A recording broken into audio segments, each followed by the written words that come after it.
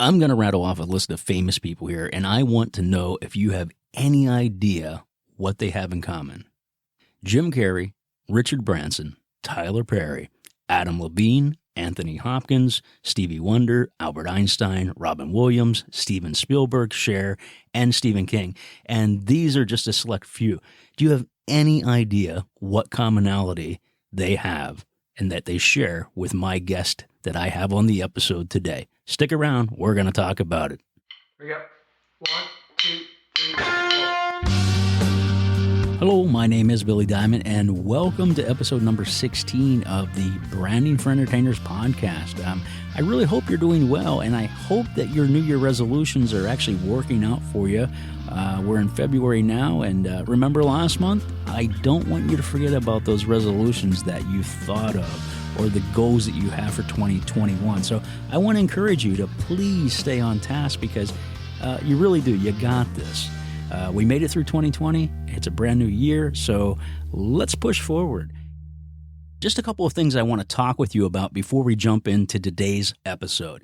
If you're enjoying this podcast content, I'd really appreciate it if you'd rate it wherever you're listening. If you're an Apple Podcast listener, please be sure to give it your review and a 5-star rating. This really helps us in our ranking, and I can't do it without your input or your help, so I really appreciate it.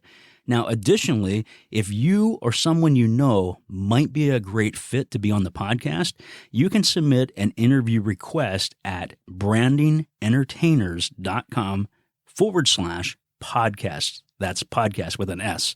So just scroll to the bottom of the page and you'll see that submission form. Now, what do all those famous people that I mentioned earlier have in common with my guest today? They have all had to overcome some sort of major adversity or challenge in their life before they became a brand name or the people that we know today. Now, in my last episode, which was a call-in episode, caller Joe Diamond talked about what he called a praise folder, where he would pull it out if he feels down or defeated. And it includes letters, screenshots, quotes, and things like that to really help him feel encouraged by his heroes. And it's a great tool, actually. And as I was researching more for this particular podcast episode, I was totally amazed by how many famous people who had to overcome personal obstacles and challenges before they ever even made it to the top. So it was truly inspiring and even reassuring that we can all do the impossible and pull through circumstance. And I'm not going to get into telling you their story today, but you can do a quick Google search and find that out for yourself. But my guest today is no different. He too had to overcome some really serious adversity in his life after he was diagnosed with having Tourette Syndrome as a kid. And now the label, that could have stopped him in his tracks, but he chose to pursue a career in acting and later as a magician. And today he combines his love of performing, sharing his story, and also training people on how to be resilient. He's a captivating entertainer, and he's been seen on the TED stage as well, sharing his magic and his talk. Let's jump right into my conversation with Jason Michaels. Imagine being a young boy trapped inside your own body. Albert Einstein said, "Only those who can see the invisible can do the impossible." Go forth and do your impossible.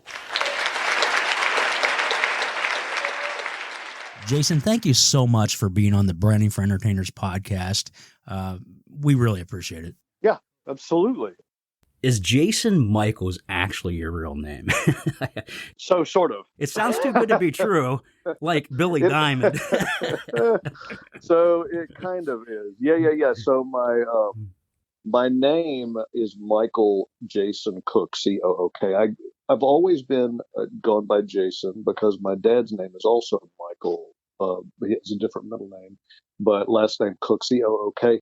And when I got into magic, I thought to myself, Jason Cook, does that sound like a magician? Because, I grew up at the times of David Copperfield, and you hear stuff like that and you think to yourself, does this sound like a star? Does this sound like an entertainer? And when I was thinking about it, Jason Cook to me didn't sound like an entertainer, but if I took my first name and flipped it to the end and said, I'll call myself Jason Michaels with an S, even though my first name is Michael, then that to me sounds like an entertainer.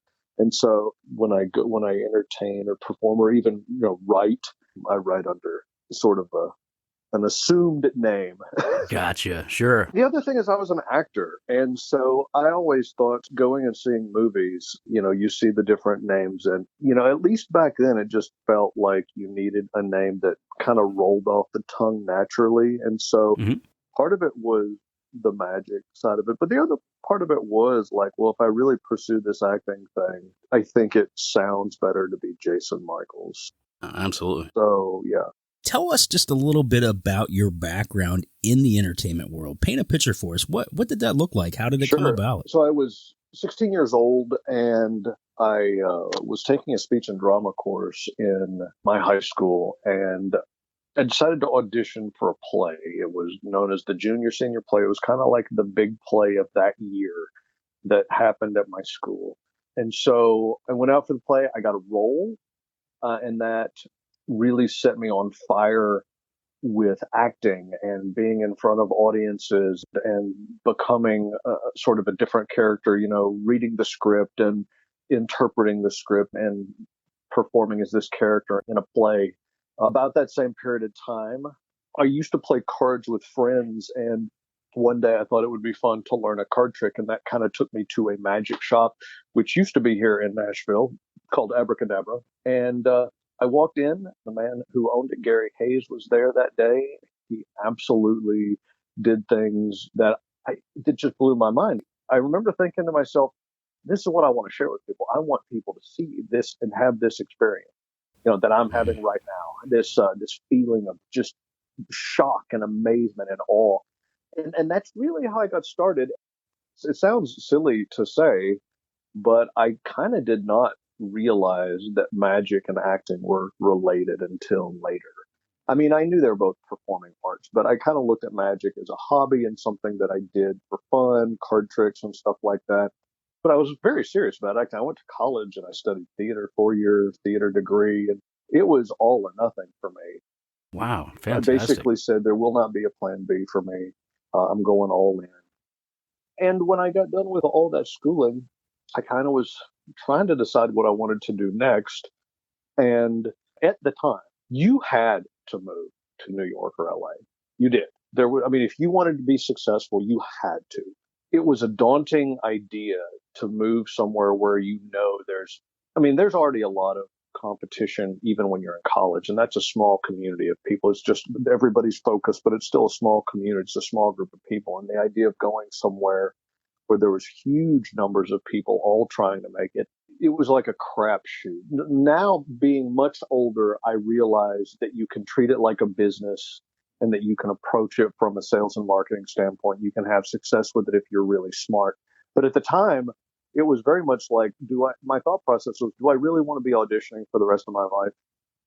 And the answer was no, because I didn't want my future to be based on someone else's decision whether or not I get to work or not. Right. Yeah, you're auditioning. You're getting all these no's. It's a constant no. My girlfriend at the time said, "Well, have you thought about doing magic?" And I was like, that is what I should do, because I love magic. I love magic just as much as I loved acting. And I thought, at least I have some control over magic. At least I understood that magic, even though I didn't know much about business, I understood that I had more control over the success of my potential career as a magician than I did as an actor at that specific point in time. That's kind of interesting that you would actually say that about that particular point in time, because you did transition from doing less acting, more magic, and performing for the corporate world.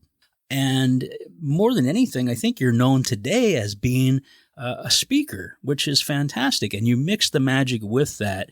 Can you tell us a little bit about that and what got you to that point? Ultimately, what kind of the thing that set me off was getting burned out because of being a corporate entertainer doing magic for corporate audiences, and ultimately having them just not care whether or not no offense, but they weren't hiring a named actor. They weren't hiring Pitbull or, Mhm. Three Doors Down to come to their event and entertain their people. They're just hiring a magician, and they really Right. didn't care.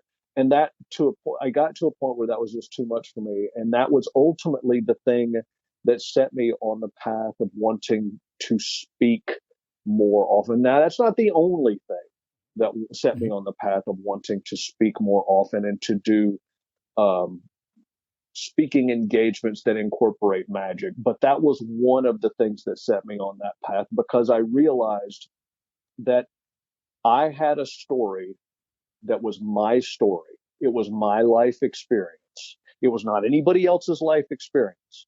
And if somebody Right. wanted to hire me, Jason Michaels, to do my program where I incorporate magic and I incorporate my life story and I incorporate a little bit of education as well on, for their people, then I knew they were hiring me because they wanted me and they weren't hiring just anybody.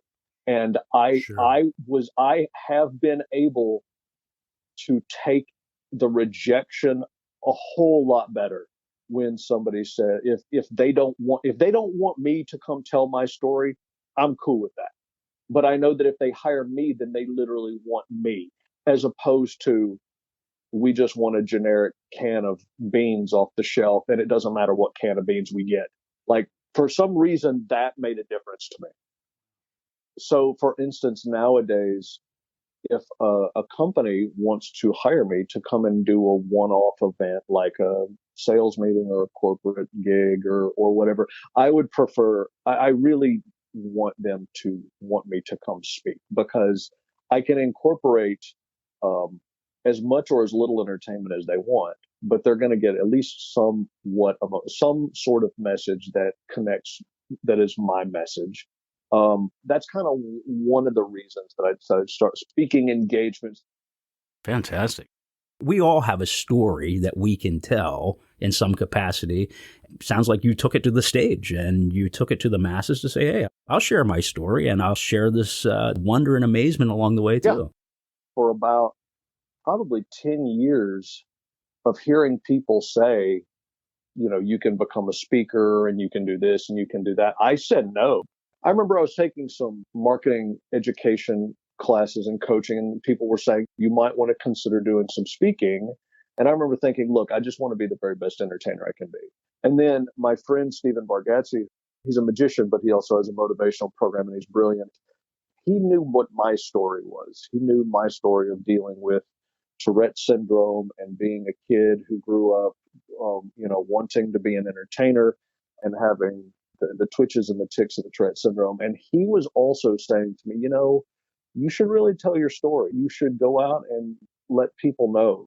He was saying it for many reasons. One of the reasons is because every now and then, the more I did magic and the more comfortable I was on stage, the tics little by little started to come out. Whereas most of the time in the past, they had been hidden away because when I walk on stage, the tics don't come out.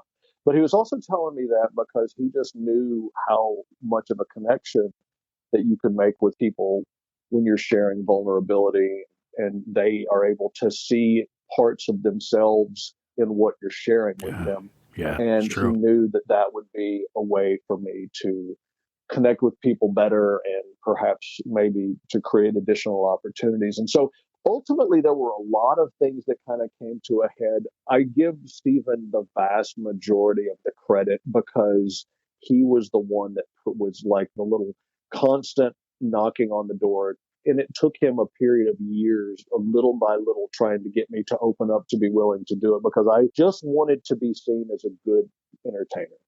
I didn't want anybody to ever say, oh, look at that guy. He's really good for somebody with Tourette syndrome. I never wanted that. I Yeah, wanted people sure. to go, man, that guy's great at what he does. Oh, he has Sure. Tourette syndrome too? Yeah, Holy crap. Are you serious? That's what I want. sure. And I think that's what we all want at the end of the day. We want that acceptance and without the label. And it's possible. You're Right. doing it. So share with us a little bit about Tourette's and your diagnosis, if you don't Yeah, mind. sure. Yeah, as far as Tourette syndrome goes, it's a neurological disorder. It happens in the brain. It manifests itself in what doctors refer to as tics, which are rapid, repetitive, uncontrollable movements or vocalizations. Most people know Tourette syndrome as that strange disorder that makes people cuss uncontrollably, and there is a small portion of the population, the Tourette syndrome community, who has that, but it's not a big one. Years Oh, ago, wow. when Tourette syndrome started coming out, the media really made that like the big story. They like, oh, there's a syndrome that makes people curse uncontrollably, and they just do it out in public. It was almost like a punchline. It's like, oh, look at these Wow. crazy people who can't stop cussing. And so for that reason, a lot of the people in the Tourette syndrome community for years have felt like, oh, well, we are a punchline. People think that what we do is silly or trivial or worth laughing at. But the simple fact of the matter is that the way that the tics come out, they're rapid, so they happen fast. They're repetitive, so they happen over and over and over again. So that when a tic starts, usually it's not just one tic. Usually it's the tic that happens multiple times, and then it's uncontrollable. So it happens usually without the person even knowing it's getting ready to happen. It happens over and over again, and it happens quickly. And for that reason alone, that is another one of the reasons why sometimes people with Tourette's get bullied and pointed out and made fun of, because for a number of reasons, because it shocks people. It is so far away from the norm of what is going on in most people's lives that they're either saying something to make themselves feel better because they're uncomfortable, or they're just saying something because they're jerks. And Right. so the folks who deal with Tourette's, oftentimes it's a difficult situation. And I assume that's something that can happen at any point, right? You don't. I mean, you could be in a restaurant, or you could be on stage. I assume, right? Where you don't. It's different Right. You don't know levels of severity for different people. Some of us have it less severe than others. There are some people who have it so severe, it pains me to say that they almost can't function, but that's a very severe case. What usually happens is that, and this is not true for all cases, but what usually happens is that the tics start coming out in childhood to adolescence and teenage years, because your body is growing. There's all these chemicals going through your body and all these different things. And the Tourette's really gets triggered and the tics come out. Now, for a certain portion of the Tourette's community, as they grow into adulthood, the tics start to lessen and even subside to the point where they're almost gone. That is not true for everybody. The other thing about Tourette's tics is they wax and they wane. So at certain periods of time, they're more severe than at other periods of time. And Hmm. that's what makes it so hard to figure out what good medicines. You might start taking some sort of prescription that a doctor prescribes, and then it takes a while to realize whether it's the drug that is helping you or whether the Tourette's tics are just in a waning period and not very severe. And then so it makes it difficult. But as I grew up, the tics came and went, and sometimes they were more severe than others. And then as I grew into an adult, they kind of went away for a little while, but then they came back. So for a number of years, they kind of went away, and I kind of just forgot about them. And then they came back, and I don't really have an answer as to why. There's nothing I can point to and say, oh, this is the thing that like brought them back. It's just the fact that this is just my makeup. For a very long time, I was paralyzed by the tics and massively embarrassed by the tics.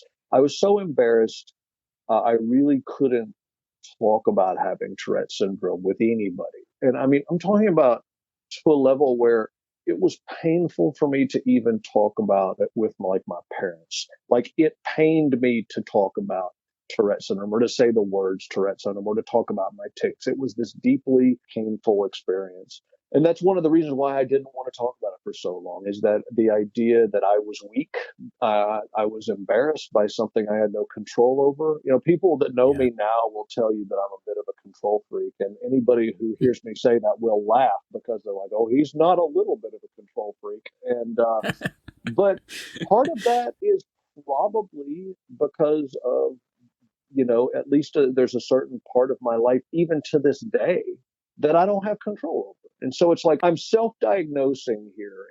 But my guess is that I like to control certain things because it probably balances out what I can't control. Right. Right. I think anybody, and like I shouldn't say anybody, but I can speak for myself. I felt the same way, embarrassed by this label of, hey, you have bipolar disorder. Who wants to run around saying that? It took me a long time to have that self-acceptance. And boy, there's a freedom in that, though, isn't there? When you can acknowledge it. And here again, I think the key is being able to rip that label off the diagnosis and saying, got it, can't control it, but yet I can control it. And I think that's the beauty in your story even, is you might not be able to control the neurological side of it, but from the standpoint to take that and use your story as a beautiful thing to share with other people tells me you have the power over it. You really do have the power over it.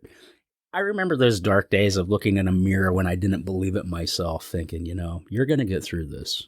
There's something empowering about being able to verbalize that to yourself, literally verbalizing it and saying, you know what? Yeah, I will. I can, and I will. Were those any of the kind of the similar tools or same tools that you used in your process to kind of get through? And because obviously you said it kind of paralyzed you for a while. It's interesting. It's almost like the more that I spoke about it, the more I learned the coping techniques. There were some techniques that I had just naturally kind of developed or come up with just on my own to sort of deal with the tics. But as far as moving to a place to where I felt like I had really a healthy perspective on Tourette syndrome, on the fact that I had Tourette syndrome, it occurred the more that I was willing to talk about it, whether that was me talking to a group or whether that was me just talking to somebody else. Interestingly enough, and I didn't know that I would do this, but I really enjoyed talking to parents, and I enjoyed talking to teachers and people who are trying to understand it better. But by doing that, it's almost like I realized certain things I was developing. I'll transition here just to kind of say that what ended up happening, I started going out and speaking on it. I wrote a book.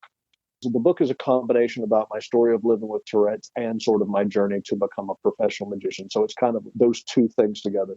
And then I most recently have created what I'm calling a resilience training course. And that resilience training course is all of the things that I have identified about how I have better dealt with having Tourette syndrome and learning how to have control over it.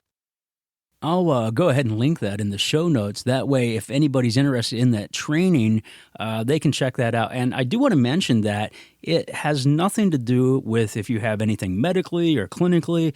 This is a resilience training for anybody, regardless of what you might be going through. It's really helpful tools that can help you cope and possibly help you get through this. And then, of course, I'll also list your book. But I do want to mention, too, that you just recently started a podcast as well. And I'm on there next month. But tell everybody why you decided to start this thing. More people need to hear that they are not alone in whatever it is that they're dealing with. And that is the reason that I got with my friend, Stephen Bargatze. And the entire goal of the podcast is that we speak to all sorts of different people. Sometimes we speak with entertainers. Sometimes we speak with just people who don't have any, have no connection to the entertainment world at all, but people who have inspiring stories of dealing with adversity and overcoming them and coming through the other side, and they share their life's lessons. Yeah. And so we try to share inspiration and amazement through this podcast. And so I really want to put that out there into the world, because I think that the conversations that we are having with people are really poignant. Where can people actually find the podcast? So the podcast's name is #DoTheImpossiblePodcast with Jason and Stephen. It's a long name. Do the Impossible Podcast with Jason and Stephen. There are multiple places they can find it. So it is on Stitcher.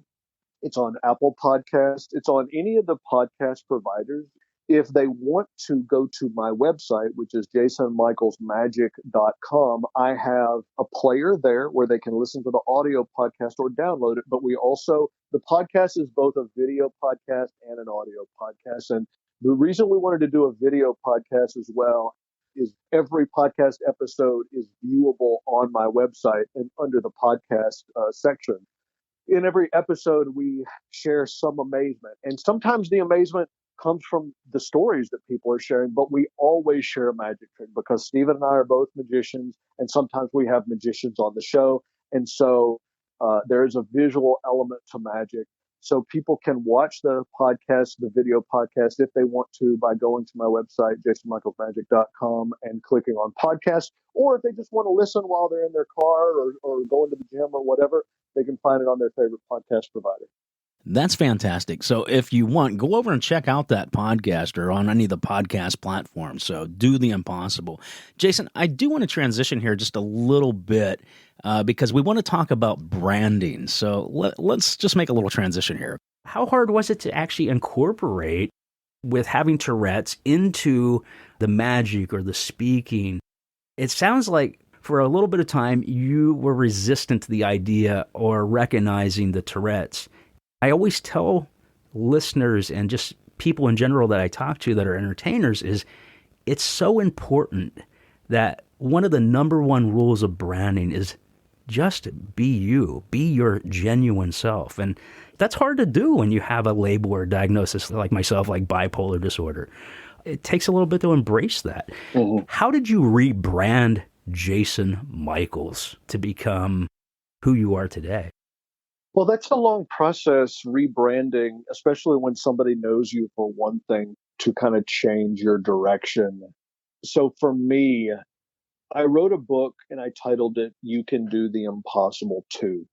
And then as I was really developing the speech and honing it down and trying to figure out what I was going to call it, because whenever you're doing that work, you want to find a title and you want to have graphics and logos and things like that that are easy for people to remember, that they identify with you. And so I was looking at my book and I said, oh, wait a minute. Let's just call the talk Do the Impossible. The book is called You Can Do the Impossible Too. Let's just call the talk Do the Impossible. Now, I will say this. What I'm describing is a process. I'm not the smartest cookie of the bunch. Sometimes it takes me a long time to really figure it out. But over time, little by little, I hone in and I sharpen and I figure it out. And so as a kid with a neurological disorder that caused him to twitch and make movements and make vocal noises, the idea that I would be able to stand up on stage and act and become a professional entertainer who stood up in front of people and communicated and made them laugh and made them cry and did all of those things. People who looked at me and all they saw was the tics, that looked like it would be impossible to do. There's no way this kid with this neurological disorder would ever be able to be a successful actor / entertainer / presenter. So when I say the program is Do the Impossible, to me, it has multiple meanings. And so I really honed in and locked in on that one thing. Now, I will say this. Back in the day, I told you earlier, I never wanted to be known as the Tourette magician. But that's because it was so embarrassing to me. Nowadays, you get to look up on Google and stuff like that. You get to look and see what people are searching for when they find you. And what I found is that a lot of people look up Tourette magician, and I have no problem with that. I don't really own it. I don't really push it like that's my brand, right? But I don't have a problem with it. And who knows, maybe someday I will. Wow, man, good stuff. Really good stuff. What are 5 words that you think would actually sum up you as a person or even as an entertainer today? It's just off the top of your head without thinking real hard. What would those be? Okay. Thoughtful, resilient, vulnerable, unique, showman. Wow. So as I say that, are those things that you actually incorporate even into your brand today? Because those are things that are much more than the diagnosis that you have. Are those things that you actually incorporate within your brand to push Jason Michaels, the magician or the entertainer? So, yeah, I think, that's a great point, and what a great exercise. I think that I am let's see, you're unique and showman and resilient. I don't know if I incorporate all 5 of them, but I'm pretty confident that the majority. So definitely 3, maybe 4, Right. possibly 5. So, but what a great exercise. Yeah, it is a great exercise. It lets you know that, you know what, hey, at the end of the day, these are things that make me genuine. And here again, branding is about being 100% genuine, being who you are on stage and off. Well, that is really about all the time that we have for this particular episode today. So we do need to kind of wrap things up here. I do want to encourage everybody to stay tuned for an upcoming episode where I speak with Fred Becker. Fred and Bobby Becker, boy, they've been in the cruise ship industry for many, many years. And you might say, well, Billy, it seems inappropriate to bring them on to talk about the cruise ship market, especially right now. It's dead in the water. That was horrible. That was really bad. But I had a really good conversation with Fred, and I think you'll enjoy listening to everything that he has to say about the state of the industry. So stay tuned for that. In the meantime, Jason, thank you again. Once again, I really appreciate you coming on and just being vulnerable, sharing your story and about how you've gotten through a lot of your challenges. And everybody, please check out Do the Impossible podcast. I think you're really going to enjoy it. Anyway, buddy, thank you so much for being a part of this particular episode. We certainly appreciate it. Anything you want to say in closing? I appreciate the opportunity to share my story, and I hope that anybody who heard it, I hope that it connects with them. And I share all of this completely from my heart as a way to give to other people who might need to hear these lessons or hear these stories and know that they are not alone in the world. Hey, thanks so much for your time. Much appreciated, Jason, okay? All right, Billy. Take care, man. Thanks, bud. Bye-bye.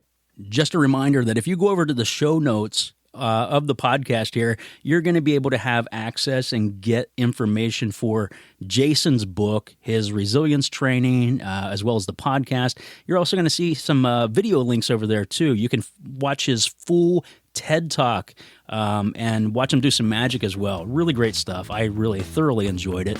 And I want to wrap this up just by saying, once again, that if you enjoy the podcast, please do me a favor, rate it and review it wherever you're listening right now. It's really important because it helps us in the ratings, but it also gets the word out. And that's what this whole podcast is about. So thank you once again. And until next time, take care.